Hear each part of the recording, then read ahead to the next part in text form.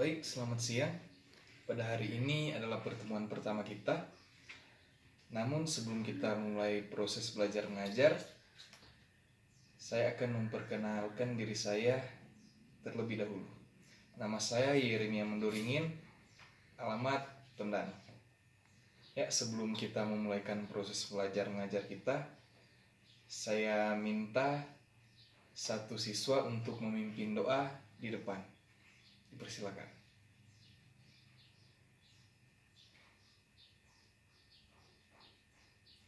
Amin. Pada hari ini kita akan belajar tentang micro teaching. Dan hari ini kita ada sedia 3 pembahasan pokok materi, yaitu yang pertama, apa yang dimaksud micro teaching. Yang kedua, apa itu karakteristik micro teaching. Dan yang ketiga, tujuan dan manfaat dari micro teaching. Kita masuk pada pokok pembahasan yang pertama, yaitu pengertian micro teaching. Micro teaching merupakan salah satu bentuk model praktek pendidikan atau pelatihan mengajar. Dalam konteks yang sebenarnya, mengajar mengandung banyak hal, yaitu baik mencangkup teknis penyampaian materi, penggunaan metode, penggunaan media, membimbing belajar, memberi motivasi, mengolah kelas, memberikan penilaian, dan seterusnya. Dengan kata lain, bahwa perbuatan mengajar itu sangatlah kompleks. Oleh karena itu, dalam rangka penguasaan keterampilan dasar mengajar, calon guru atau dosen perlu berlatih secara parsial. Artinya, tiap-tiap komponen keterampilan dasar mengajar itu perlu dikuasai secara terpisah-pisah atau isolated. Berlatih untuk menguasai keterampilan dasar mengajar, seperti itulah yang dinamakan micro teaching. Pengajaran mikro merupakan suatu situasi pengajaran yang dilaksanakan dalam waktu dan jumlah siswa yang terbatas, yaitu selama 5-20 menit, dengan jumlah siswa sebanyak 3-10 orang. Hal tersebut diungkap oleh peneliti-peneliti atau salah satunya adalah Cooper dan Allen pada tahun 1971. Konsep pengajaran mikro dilandasi oleh pokok-pokok pikiran sebagai berikut. Pokok pikiran yang pertama adalah pengajaran yang nyata atau dilaksanakan dalam bentuk yang sebenarnya tetapi berkonsep mini, atau seperti tadi, yaitu berkonsep mini, yaitu jumlah siswa yang rata-rata sebanyak 3-10 orang. Yang kedua, latihan terpusat pada keterampilan dasar mengajar, mempergunakan informasi dan pengetahuan tentang tingkat belajar siswa sebagai umpan balik terhadap kemampuan calon guru atau dosen. Ketiga, pengajaran dilaksanakan bagi para siswa dengan latar belakang yang berbeda-beda dan berdasarkan pada kemampuan intelektual kelompok usia tertentu. Keempat, pengontrolan secara ketat terhadap lingkungan latihan yang diselenggarakan dalam laboratorium micro teaching. Kelima, pengadaan low threat situation untuk memudahkan calon guru atau dosen mempelajari keterampilan mengajar. Keenam, penyediaan low risk situation yang memungkinkan siswa beradaptasi aktif dalam pengajaran. Ketujuh, penyediaan kesempatan latihan ulang dan pengaturan distribusi latihan dalam jangka waktu tertentu. Jika ada pertanyaan pada materi yang pertama ini dalam pengertian micro teaching, silakan untuk bertanya. Saya rasa untuk materi yang pertama itu sudah jelas. Ya, kita langsung saja untuk materi yang kedua, yaitu karakteristik micro teaching.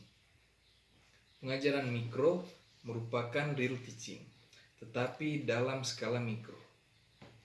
Karakteristik yang khas dalam pengajaran mikro adalah komponen-komponen dalam pengajaran yang dimikrokan atau disederhanakan. Dalam pengajaran sesungguhnya atau real teaching, lingkup pembelajaran biasa tidak dibatasi. Atau real teaching itu adalah pembelajaran yang bisa dimasukkan beberapa siswa lebih dari micro teaching,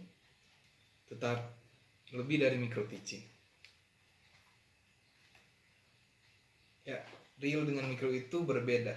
Seperti micro teaching terbatas pada suatu kompetensi dasar atau suatu hasil belajar dan suatu materi pokok bahasan tertentu.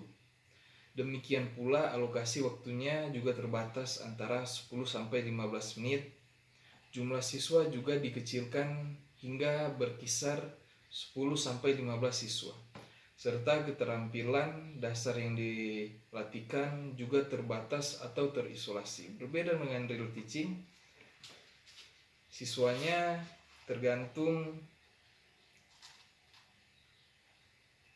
yang ada di kelas, seperti 30 orang. Berbeda dengan micro teaching. Micro teaching dibatasi, tetapi real teaching tidak. Dengan demikian, ciri khas micro teaching adalah real teaching yang dimikrokan, meliputi jumlah siswa, alokasi waktu, fokus keterampilan, kompetensi dasar, hasil belajar, dan materi pokok pembelajaran yang terbatas.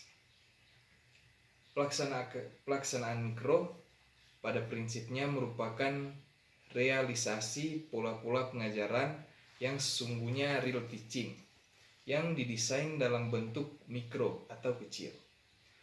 Setiap calon guru atau dosen membuat persiapan mengajar yang kemudian dilaksanakan dalam proses pembelajaran bersama siswa atau teman sejawat atau peer teaching, dengan setting kondisi dan konteks kegiatan belajar mengajar yang sesungguhnya.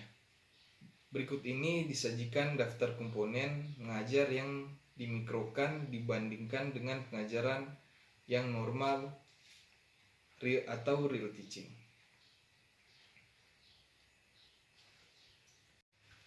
Ya, saya rasa untuk pembahasan kedua itu tentang karakteristik micro teaching juga sudah jelas.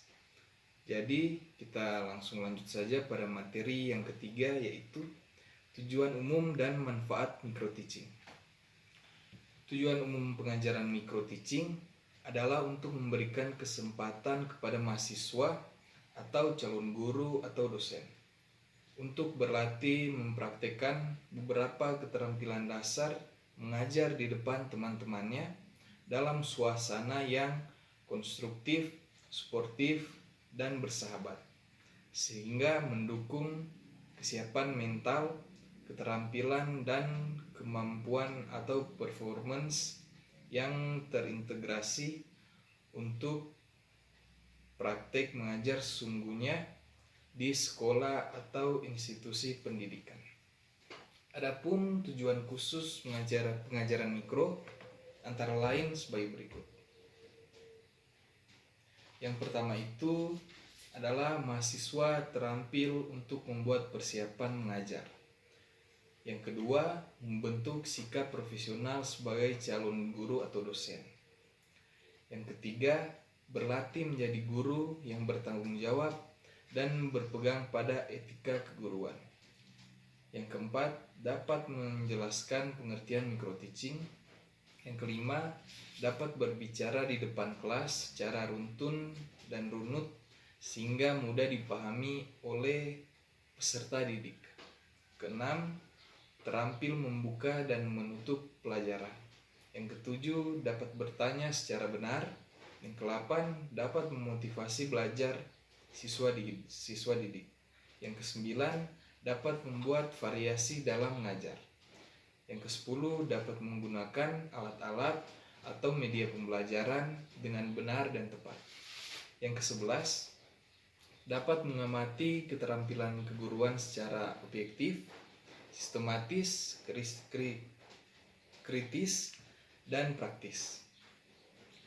Yang ke-12, dapat memerankan peran guru, supervisor, peserta didik maupun sebagai observer dengan baik.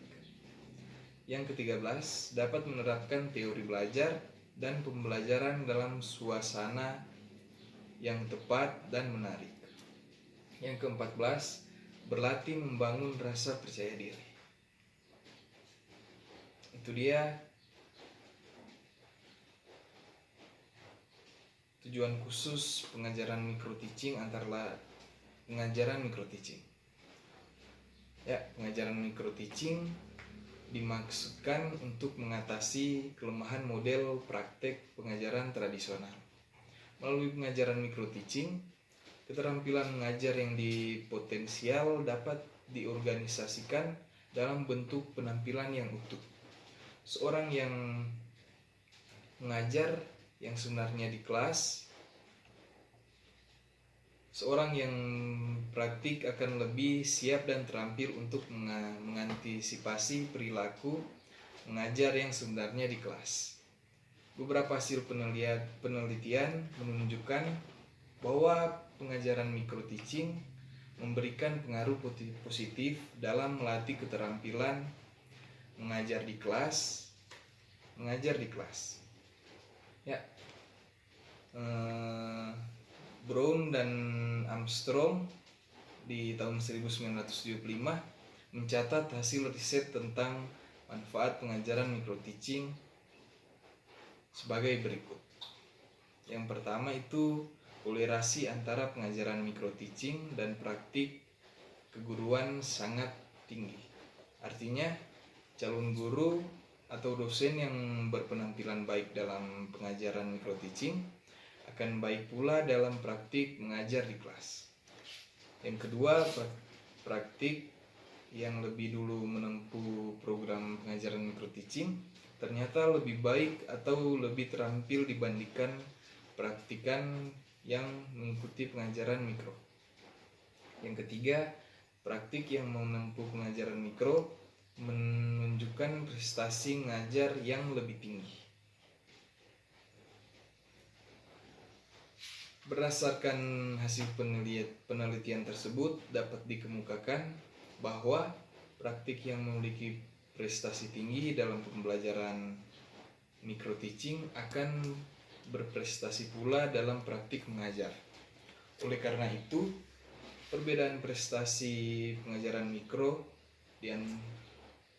di antara praktik akan diikuti pula oleh perbedaan prestasi praktik mengajarnya.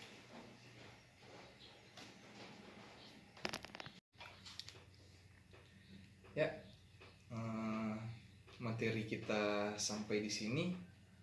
Saya rasa untuk 3 materi ini sudah jelas ya. Untuk hari ini pertemuan kita berakhir sampai di sini. Dan terima kasih. Sampai ketemu lagi pada pertemuan yang berikutnya.